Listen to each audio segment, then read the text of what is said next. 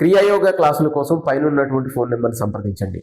చాలామంది ప్రతి ఒక్క సాధకులకి కూడా ఉండేటువంటి ఒక కన్ఫ్యూజన్ క్వశ్చన్ ఇది. ఏంటి అంటే, కుండలిని సాధన చేసినప్పుడు మనకి అగ్నితత్వం జనరల్గా మేల్కొంటుంది, కానీ మాకు వెన్నులో చల్లగా తెలుస్తుంది, లేకపోతే పొట్టలో చల్లగా తెలుస్తుంది అనేటువంటి విషయాన్ని గురించి చాలామంది అడగటం జరుగుతుంది ఈ మధ్యలో. ముఖ్యంగా గుర్తుంచుకోవాల్సిన విషయం ఏమిటి అంటే, క్లియర్గా మనకి లెఫ్ట్ నోస్ట్రల్ ఏదైతే ఉందో అది చంద్రనాడి, రైట్ నోస్ట్రల్ ఏదైతే ఉందో అది సూర్యనాడి. ఈ రెండు సమానంగా ఉన్నటువంటి బ్యాలెన్స్గా ఉండేటువంటి స్టేట్ ఏదైతే ఉందో అది మనకి సుషుమ్నా నాడి. అంటే క్లియర్గా అర్థం చేసుకోవాల్సిన విషయం ఏంటంటే, సుషుమ్నా నాడిలో చంద్రనాడి, సూర్యనాడి రెండు తత్వాలు కూడా కలిసి ఉన్నదే సుషుమ్నా నాడి. అంటే అగ్నితత్వం ప్లస్ జలతత్వం, అంటే హీటు ఉంటుంది, కోల్డ్ ఉంటుంది. కాబట్టి మనం చేసినటువంటి సాధన చేసేటప్పుడు మనకి ముఖ్యంగా ఈ రెండు తత్వాల్లో కూడా ఏదైనా తత్వం కొంచెం ఎక్కువగా అయినప్పుడు దానికి సంబంధించినటువంటి అనుభవాలు కలగటం అనేది జరుగుతుంది. అయితే మనకి ముఖ్యంగా క్రియకి సంబంధించినటువంటి ప్రాణాయామ చేసేటప్పుడు ఇది అగ్నితత్వాన్ని మేల్కొల్పుతుంది. అంటే మన మూలాధార చక్రం నుంచి అగ్నితత్వం అనేది రగులుకోవటం అనేది జరుగుతుంది. మనం కేచరీ ముద్ర పెట్టినప్పుడు ఈ కేచరీ ముద్రలో మనకి ఈ కూల్గా ఉండేటువంటి తత్వం ఏదైతే, జలతత్వం ఏదైతే ఉందో అది మేల్కొంటుంది. అంటే కేచరీ ముద్ర ద్వారా చంద్రనాడి, ప్రాణాయామ ద్వారా సూర్యనాడి, ఈ రెండు మేల్కొంటాయి.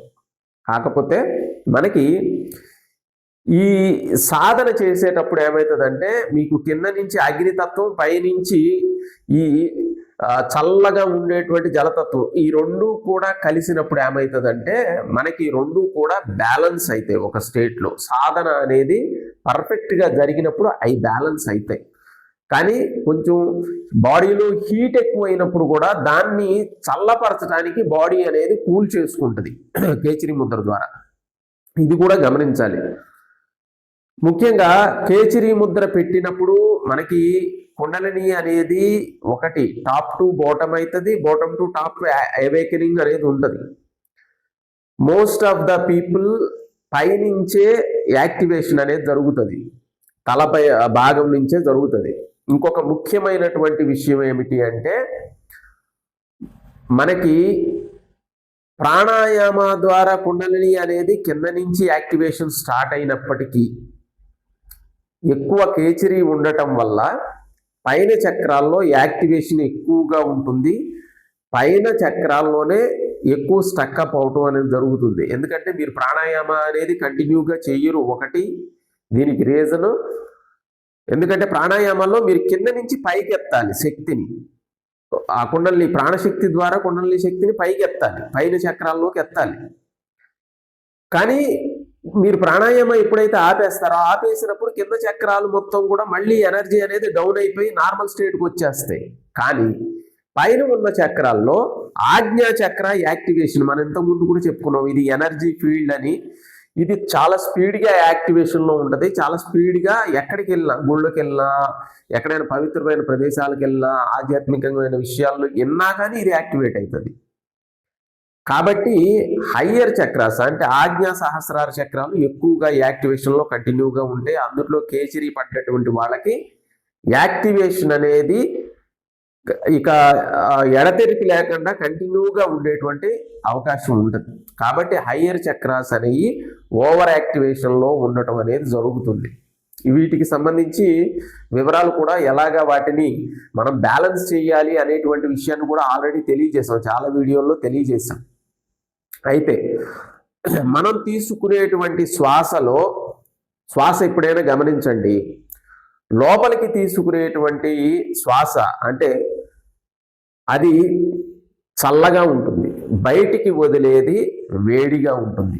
దీంట్లో ఒకటి ప్రాణవాయువు, రెండోది అపానవాయువు. అంటే ప్రాణవాయువు కార్బన్ డైఆక్సైడ్. ఈ రెండు కూడా మనకి ఎప్పుడూ కూడా, అందుకని ఈ రెండింటినీ కూడా ప్రధానమైనటువంటి వాయువులు, అన్ని వాయువులకి సంబంధించిన దాంట్లో ఈ రెండు చాలా ప్రధానమైనటువంటి వాయువులు. ఎందుకంటే ఈ రెండు ప్రధానమైనటువంటి వాయువులని నియంత్రించి మనం చేయటం ద్వారా మిగిలిన వాయువుల్లో కూడా మనం ఎఫెక్టివ్గా వాటిని సరి చేసుకోవటానికి అవకాశం ఉంటుంది. అందుకనే మనం క్రియా ప్రాణాయామ చేసేటప్పుడు, ముఖ్యంగా అంతర్ముఖ ప్రాణాయామం చేసేటప్పుడు ఇక్కడ ప్రాణవాయువుని అపానవాయువులో, అపానవాయువుని ప్రాణవాయువులో మిక్స్ చేస్తాం, కానీ బయట నుంచి శ్వాస అనేది తీసుకోము లోపలికి. దీనివల్ల ఏంటంటే ఈ 49 వాయువులు కలిసి ఒక చోట చేరినప్పుడు ఏంటంటే ప్రాణం అనేది స్థిరమవుతుంది, ప్లస్ మనకి సమాధి స్థితి అనేది కలగటం అనేది జరుగుతుంది. అంతేకాకుండా దీంట్లో ముఖ్యంగా మీ ప్రాణాయామ ద్వారా, క్రియాయోగ ద్వారా మనకి ఫైర్ ఎలిమెంట్ అనేది యాక్టివేట్ అవుతుంది. ప్రాణాయామ ద్వారా అగ్నితత్వం అనేది బాగా యాక్టివేట్ అవుతుంది. అదే మనం కేచరీ ముద్ర పెట్టడం ద్వారా ఈ కూల్గా ఉండేటువంటి స్థితి, అంటే ఆ ఫైర్ని బ్యాలెన్స్ చేసేటువంటి స్టేట్ అనేది యాక్టివేట్ అవుతుంది. కాబట్టి కేచరీ ముద్ర ద్వారా మనం క్రియ చేయటం ద్వారా రెండు కూడా బ్యాలెన్స్ చేయటం అనేది జరుగుతుంది. చాలామంది కంగారు పడుతున్నారు సాధనకు సంబంధించిన దాంట్లో. మాకేదో జరిగిపోతుంది, ఏదో జరిగేది ఏది ఉండదు. చిన్నగా ప్రతీదీ మారుతుంది. ఇక్కడ వ్యాధి ఎన్నిసార్లు వచ్చింది, మనం పుట్టాక తగ్గిపోయింది. కష్టాలు ఎన్నిసార్లు వచ్చినాయి, నార్మల్ అయిపోయినాయి. సుఖాలు ఎంతసేపు ఉన్నాయి, నార్మల్ అయిపోయినాయి. అలాగే సాధనలో జరిగేటువంటి అనుభవాలు కూడా వస్తుంటాయి, పోతుంటాయి. వాటి గురించి కంగారు పడవలసిన అవసరం లేదు. ఈ అనుభవాలన్నీ కూడా పాసింగ్ క్లౌడ్స్ లాంటివే. వీటి వల్ల మనకి జరిగేటువంటి ఉపకారం ఏంటంటే ప్రకృతి మనని ఆహ్వానిస్తుంది, ఇంకా సాధన చేయండి, ముందలకు వెళ్ళండి అని. దైవం యొక్క సందేశం అది. అలా తీసుకొని ముందలకు సాగిపోవటమే. దాని గురించి కంగారు పడాల్సినటువంటి అవసరం ఏమీ లేదు. కాబట్టి ఈ ఎలిమెంట్స్ రెండు కూడా ఒక్కొక్కటి మనకి సాధనలో ఒక్కోసారి హీట్ జనరేషన్ ఎక్కువ ఉండొచ్చు, అంటే సూర్యనాడి యాక్టివ్గా ఉంది అనేది గుర్తుంచుకోండి. కొన్నిసార్లు చల్లదనం ఎక్కువగా ఉండొచ్చు, అప్పుడు చంద్రనాడి యాక్టివేషన్లో ఉంది అని తెలుసుకోండి. ఈ సూర్యనాడిని చంద్రనాడిని బ్యాలెన్స్ చేసేటువంటి విధానం ఏమిటి అంటే, సూర్యనాడి అధికంగా యాక్టివ్గా ఉంటే అప్పుడు చంద్రభేది ప్రాణాయామం చెయ్యాలి. చంద్రనాడి అధికంగా ఉండి కూలయ్యి ఇబ్బంది పడుతూ ఉంటే సూర్యభేది ప్రాణాయామం చెయ్యాలి. సూర్యభేది, ఇప్పుడు సూర్యనాడి ఎక్కువగా యాక్టివ్గా ఉండటం వల్ల సాధనకి సంబంధించి హీట్ ఎక్కువగా ప్రొడ్యూస్ అవ్వటం, సాధనలో కూర్చోవడానికి ఇబ్బంది అవ్వటం ఇలా ఉంటుంది.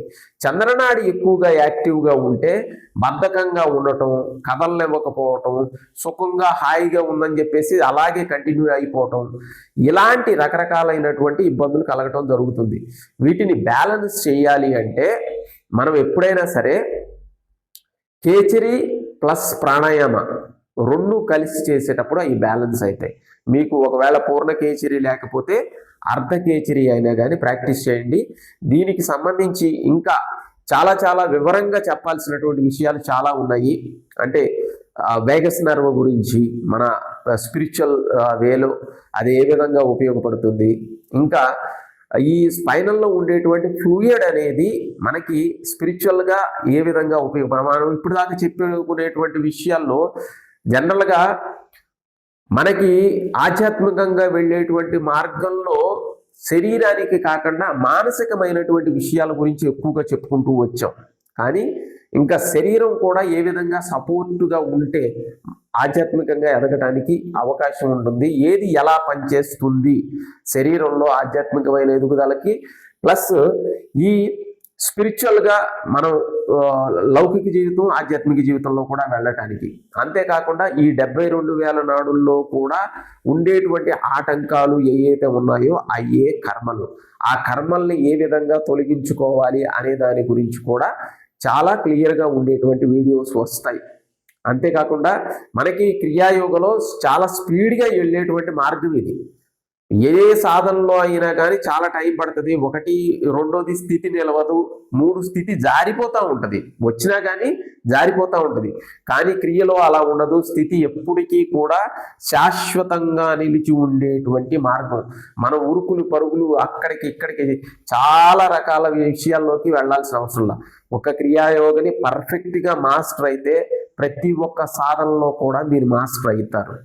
ఇది నేను చెప్పే మాట కాదు, లాహిరి బాబా చెప్పేటువంటి మాట. కాబట్టి క్రియని పర్ఫెక్ట్గా లైన్ చేసి పట్టుకోగలిగితే అన్ని రకాలైనటువంటి 72,000 నాడుల్ని శుద్ధి చేసుకోవచ్చు, కర్మల నుంచి బయటపడవచ్చు. కాబట్టి క్రియాయోగకు సంబంధించినటువంటి క్లాసులకు సంబంధించిన వివరాల కోసం పైన ఉన్నటువంటి ఫోన్ నెంబర్ని సంప్రదించండి. ఈ వీడియో నచ్చినట్టయితే ఖచ్చితంగా లైక్ చేయండి, షేర్ చేయండి, సబ్స్క్రైబ్ చేయండి. సర్వే జనా సుఖినో భవంతు.